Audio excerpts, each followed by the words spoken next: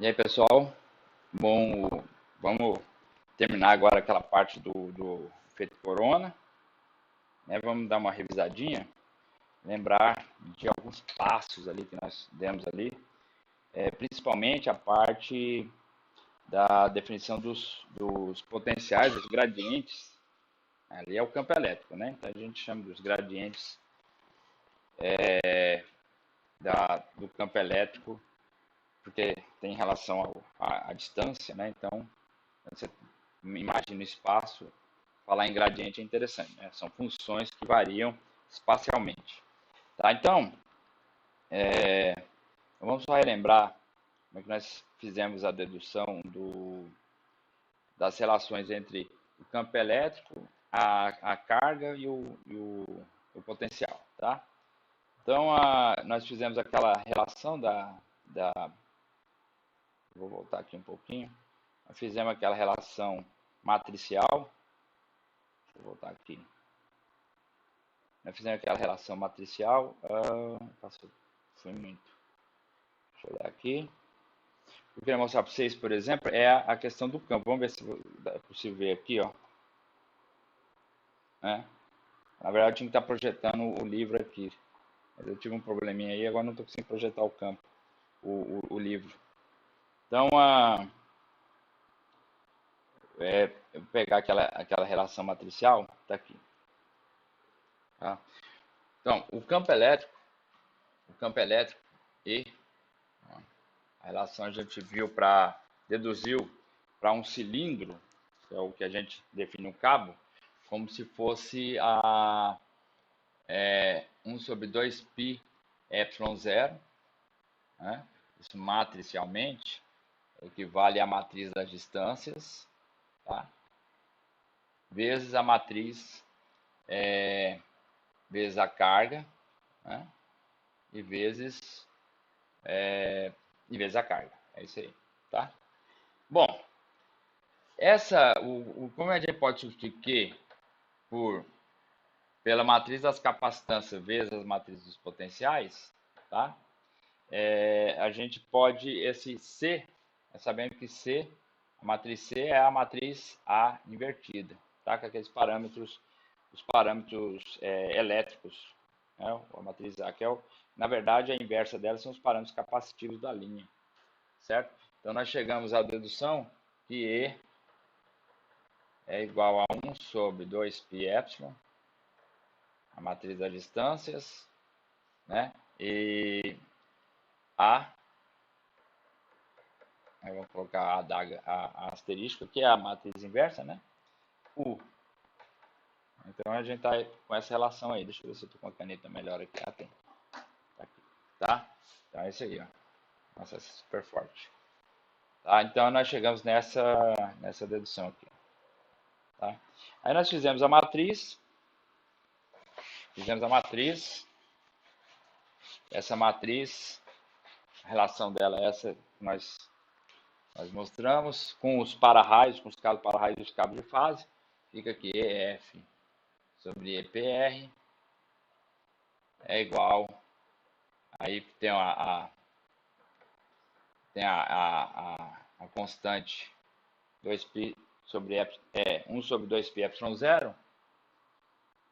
Deixa eu ver se está aparecendo. Aí. 2π ε0. Tá? ε0. Aí fica AF sobre RF. Né? Aí fica APR, FPR, né? FPR, PR sobre RF. Aí vai ficar APRF sobre RPR e PR sobre RPR. Certo? Isso aqui multiplicado pelos... Isso aqui tudo é asterisco, porque cada submatriz dessa, a gente inverte a matriz A, tá? Aquela parte da matriz A relacionada aos para-raios as mútuas, certo? E aqui fica o F e o PR, né? E a dedução disso aqui, depois nós fizemos assim. Primeiro pegamos os cabos, quando os cabos são isolados e quando os cabos são isolados e quando os cabos são aterrados. Quando é aterrado, o UPR é 0. E quando é isolado, o EPR é 0. Tá? Nessas deduções, nós chegamos no seguinte.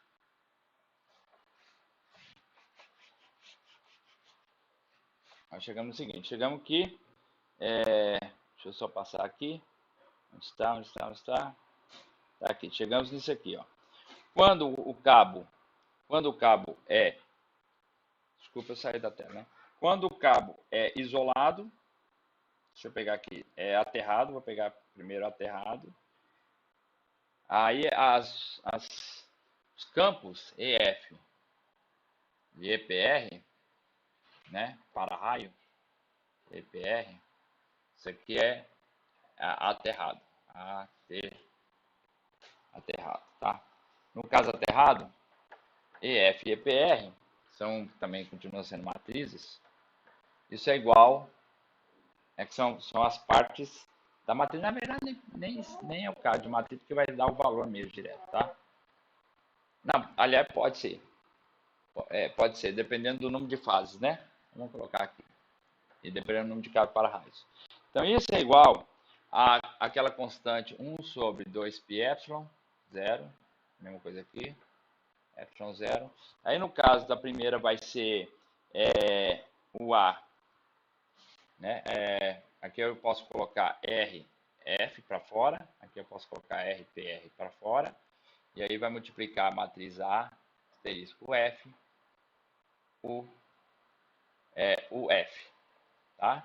E aqui é A, asterisco PR, o F. Tá? É o F para os dois. Certo? É o F para os dois. É isso aí. Certo? Só fazer a dedução. Como é que você faz a dedução? Você zera lá uma parte daquela equação que nós fizemos, a parte do UPR, né? A tensão nos para-raios, que eles vão estar aterrados, a tensão é 0. Tá certo? Bom, e no caso isolado, agora o EPR é 0, tá? Então nós vamos ter o seguinte, EF, né? EF vai ser igual 1 sobre 2π epsilon 0, 2π epsilon 0, deixa eu pegar aqui já ele prontinho, RF, aí vem, aqui abre aqui, vai dar AF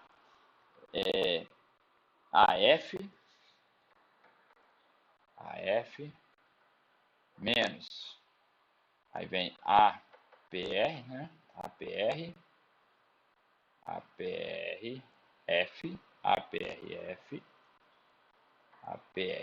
ou AFPR, deixa eu ver, fica FPR, tá certo? Ah, não, ao contrário, né? FPR, FPR e depois vem isso. É grande essa aqui, hein? APR, tudo asterisco, né? E aqui vem a PRF, né? Vezes o F, tá? Vezes o F, tá? Vezes o F. Tá perfeito? É isso aí, tá? Essa aqui é a menos 1. A inversa da inversa. Era só tirar o dagazinho, tá certo? Então, essa é para o caso isolado. Né? No caso aterrado, se encontra os dois parâmetros de campo, né? Os valores de campo. Fui isolado somente para as fases, já que os cabos não tem contribuição, não tem corrente, então estão isolados, tá? Bom, então a partir daqui, nós fizemos o seguinte, nós falamos que esse UF, tá? Falando que esse UF eu posso pegar ele pela sequência, pelo valor de sequência positiva, negativa e 0, tá? E aí a gente pode fazer assim. A gente só lembrando,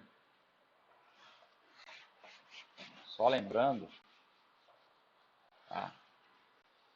Que quando você tem as fases, né, você tem as fases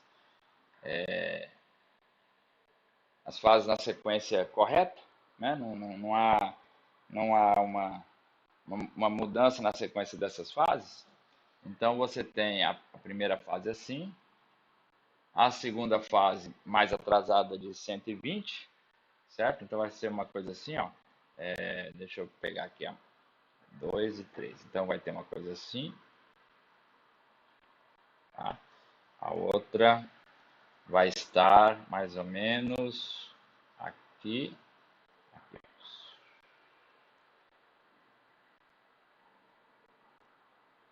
Vamos ver se vai dar certo. Acho que é por aqui, né? Assim.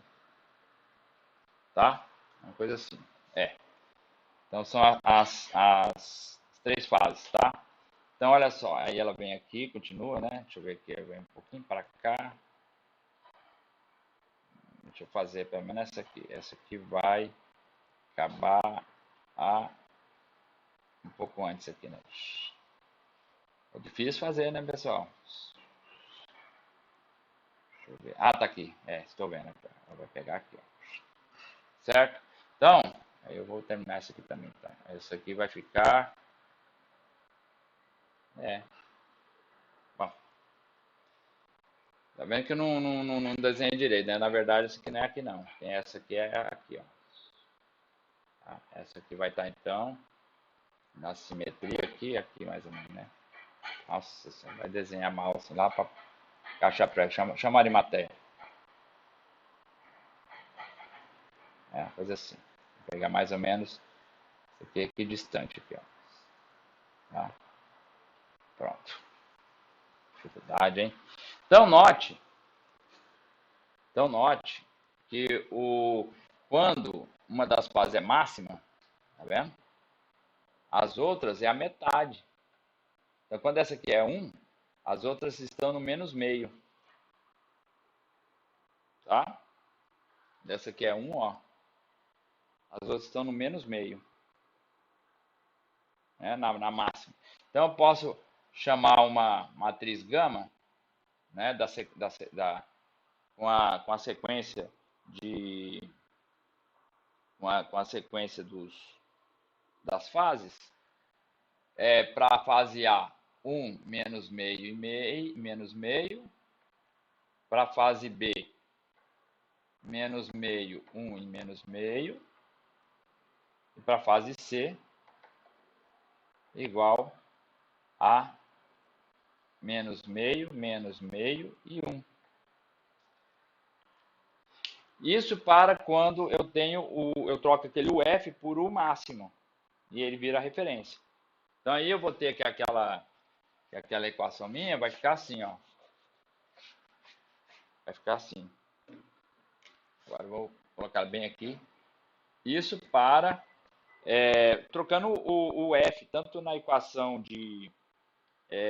para cabos isolados quanto para cabos aterrados, tá? Aí a gente troca aquele UF. Então, vou fazer aqui para cabos isolados, por exemplo. Fica assim, ó, igual, né, a 1 sobre 2πε0 RF, né? RF. Aí que multiplica, né, a F, né, menos a FPR, asterisco, APR, asterisco menos 1, APRF, certo? Asterisco, não vai caber ainda, vezes, o F não é mais, agora é o máximo, não precisa ser matriz, tá? O máximo, tá? Que multiplica lambda i, certo? O lambda i é de acordo com a fase que você está calculando. Tá ok? Isso é por quê? Porque aí eu consigo obter o campo por cada fase. Tá correto? O campo cada fase. Tá? Então, outra coisa que a gente também pode desenvolver, usando essa mesma argumentação. Ah, tá. Esse o máximo, eu posso incorporar dentro do gama aí, tá? Eu esqueci de colocar lá na hora que eu estava fazendo as matrizes, né? Por exemplo, gama aí, né? Gama não, gente, lambda. Por que eu estou falando de gama, né? É lambda. Então, lambda, eu posso fazer que lambda A igual U A, aí o máximo, né? O máximo, tá? 1 menos meio menos meio. Eu esqueci de colocar o U naquele. Eu posso incorporar lá, não precisa ficar carregando, todos vão ter o máximo, né? Então eu vou substituir o UF por lambda, certo? Então aqui fica apenas lambda aqui, ó. Lambda I. Agora ok. Ok. Então, uma dedução interessante foi o seguinte: se eu for fazer se eu tiver se eu tiver condutores, para cada condutor tiver subcondutores, ou seja, um cabo, tem vários fios, né? Cada fio é um subcondutor. E eu tenho que verificar como é que se dá o arranjo como é que se dá o arranjo do campo ali, né? Das linhas de campo. Você vê que se eu tenho múltiplos condutores assim, ó, tá? Vou pegar 6 aqui, ó. E aí, todos com a corrente no mesmo sentido, né? Que fazem parte de um condutor só. Então, o que vai acontecer? As linhas de campo aqui são sempre divergentes uma da outra, né? Elas não se cruzam e ficam separando, porque são iguais, tá? Então, quando você vai ver isso aqui, ó, né? Aqui o potencial aqui nunca cruza, ó, tá vendo? Isso aqui é as linhas equipotenciais, ó, tá?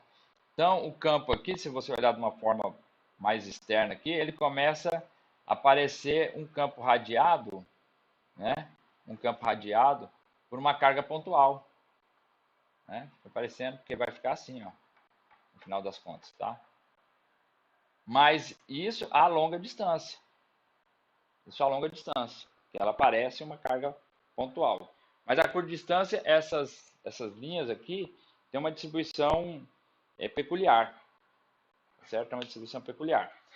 Então, se a gente vai fazer o cálculo desses submúltiplos condutores para 3 fases, e se você também tem múltiplos cabos para-raios, não precisa ser também múltiplos subcondutores, pode ter também múltiplos circuitos. Então, o cálculo dessa matriz seria uma coisa da ordem de 3n, né?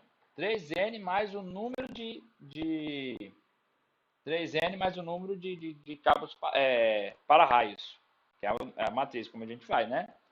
E aí, se cada um deles tiverem também, né? Vamos pegar aqui um caso, ó. Uma linha com 4 subcondutores, né? Teria 3 vezes 4, 3 vezes 4, 12, né? Mais 2 cabos para-raio, 14. Então, é uma matriz 14 por 14. Se for um circuito duplo, então, 14 vai para 28. Então, será uma matriz 28 por 28. Então, você nota que, para você, por exemplo, fazer a inversa de uma matriz dessa aqui, seria computacionalmente trabalhoso. Embora a matriz de 28 por 28 elementos é trabalhoso para fazer na mão, mas o computador hoje faz uma inversão de matriz até de matriz da ordem de 10.000 por 10.000, você consegue fazer, demora, mas consegue fazer, certo? Mas de qualquer forma você tem análises aproximadas, que são boas no ponto de vista de aplicação prática na engenharia. Então uma dessas análises, tá? Uma dessas análises é a gente substituir o raio, né? O RF aqui, o raio dos condutores de fábrica, pelo o raio efetivo elétrico. O raio efetivo elétrico, aquele que a gente calculou lá para os capacitores. Então, esse raio efetivo elétrico, usando essa mesma equação aqui, ó, esse raio efetivo elétrico era, se você lembra, o raio efetivo, deixa eu ver aqui só, vou pegar aqui para vocês rapidamente. Nós estamos, deixa eu só, vou pegar aqui. O raio efetivo vai dar essa expressãozinha que está bem está aqui? É a 864. Deixa eu pegar ela aqui. Está aqui, ó. O raio efetivo, RC, vai ser igual a raiz de N, né? De N, de R, né? Do raio, o raio, o primeiro, onde está aqui? De R1, R2 até Rn. Isso aí. Perfeito, está aqui, ó, tá? Esse é o raio efetivo que a gente vai usar. Esse raio é o raio médio equivalente, né, elétrico, né, no caso que a gente fez isso lá quando a gente trabalhou com capacitância em linhas de transmissão, tá certo? Então essa é uma forma que evitaria a gente ter que calcular para tantos subcondutores. Então é só para dizer para vocês que é uma forma da gente trabalhar só com os condutores de fase, né, acoplados os subcondutores num condutor só, fazendo a equivalência, tá certo? É isso agora que a gente vai trabalhar. Então, como é que é possível a gente ter esse campo feito por essa distribuição de condutores, tá certo? Então, vamos partir daí. Então, a dedução, uma coisa que é muito importante nos efeitos devido ao efeito corona, as perdas por por essas,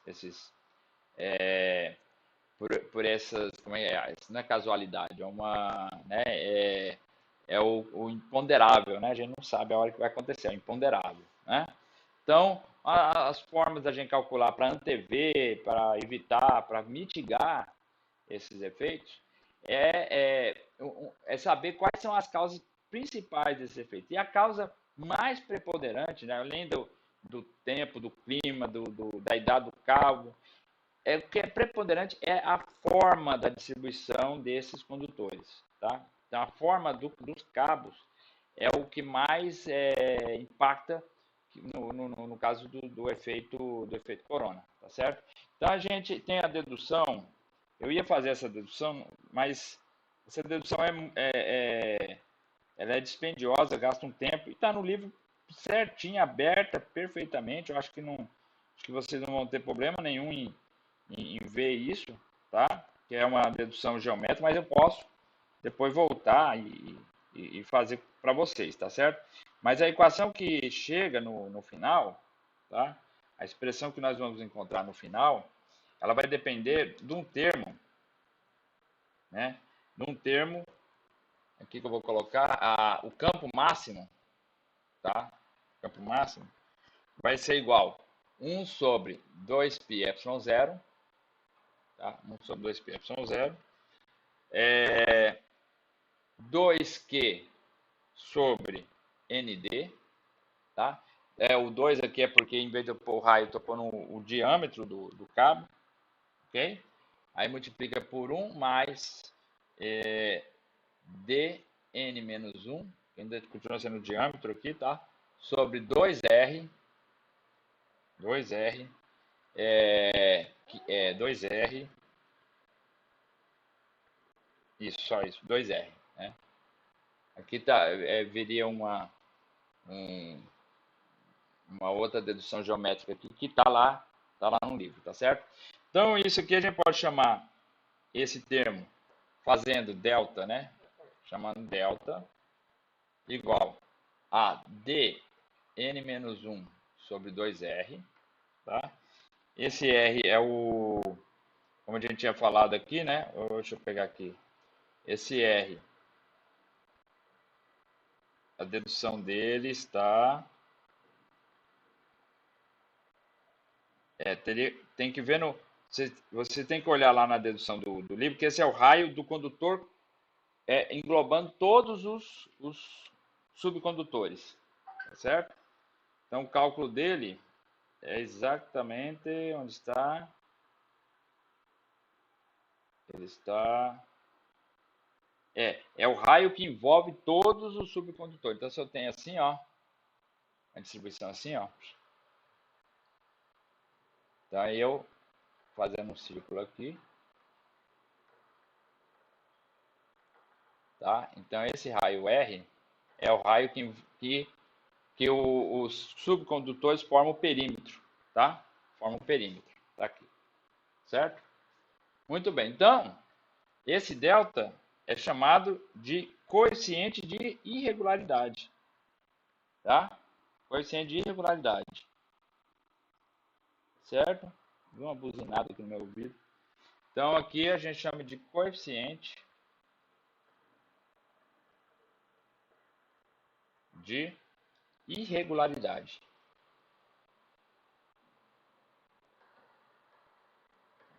Tá?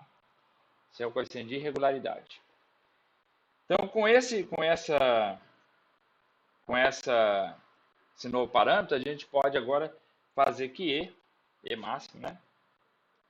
E máximo é igual o E médio.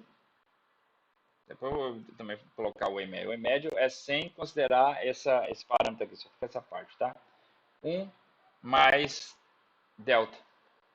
1 mais delta, tá? E E médio é isso aqui. Esse aqui é o E médio. Tá? E médio. Pronto. Então agora nós podemos agora expressar os campos de fase dos para-raios nesses termos. Tá? Então vai ficar assim. Por exemplo, o EF, para casos isolados, né? Cabos isolados. Tá? Então o EF vai ser igual. Né? EF. Máximo. Por que máximo? Porque é a hora que arrebenta a corda, né? Então tem que saber o valor do campo máximo gerado, campo elétrico, ou gradiente, né? Máximo gerado por aquela linha, a fase daquela linha. Então fica. Eu só ver se está gravando, porque uma vez fiquei 2 horas aqui falando e não gravou. Aí tá ok. Então isso fica E máximo igual U, né? Não, vou colocar aqui para multiaterrado, aterrado é tá? E máximo igual a U 1 mais delta dividido por 2πε0 NRF, tá? NRF AF gama I. Certo? Tem hora que o livro tira o U do gama, tem hora que ele põe o U no gama, tá? Mas só para ter noção que esse U é o U máximo ali. Tem hora que o gama é só a matriz, eu não entendi essa inconsistência, tá? E para isolado, eu tenho que EF máximo é igual U, né? U mais delta sobre 2πε0 NRF, e aí vai, né? Aquele termo grande, vai AF menos AFPR, APR conjugado elevado a menos 1, APRF, né? vezes gama I, tá? Vezes gama I. Exatamente. Lembrando que gama I é uma matriz, né? Então tá aí. Certo? Então essa é a situação para quando você tem múltiplos condutores, levando também a situação de que você vai incluir os efeitos, né, da forma da distribuição dos seus cabos, tá certo? Muito bem. Bom, aí temos um texto que era bom vocês lerem, estudarem, tá? Sobre, por exemplo, a radiointerferência, como é que se calcula a radiointerferência do sistema, como é que são são tabelados. As normas, depois eu vou compartilhar com vocês as normas aqui, as normas brasileiras, porque o livro, como é muito antigo, ele fala das normas americanas e europeias. Então, vou compartilhar com vocês as normas brasileiras sobre os limites de radiointerferência. Mas elas estão muito de acordo com a ANSI, né, americana. Né? É bem do mesmo aspecto. Algumas outras coisas que são bem particulares das nossas normas. Tá certo?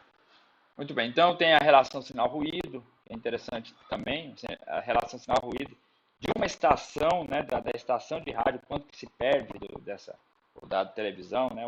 Hoje em dia, você vê, isso é tão batido que as rádios agora estão indo para o digital. Quando elas forem para o digital, isso aqui também tem que mudar, tá certo? Porque isso aqui é baseado nas portadoras, com as portadoras carregando a frequência modulada da voz humana. E quando é digital, acabou, é bits. Né? Você pode pôr em pacotes compactados e depois eles são descompactados. Quanto que vai perder de informação, que é o outro sistema para medir. Tá? É a outra metodologia para medir. Quando a gente está trabalhando com analógico, né, é outra história.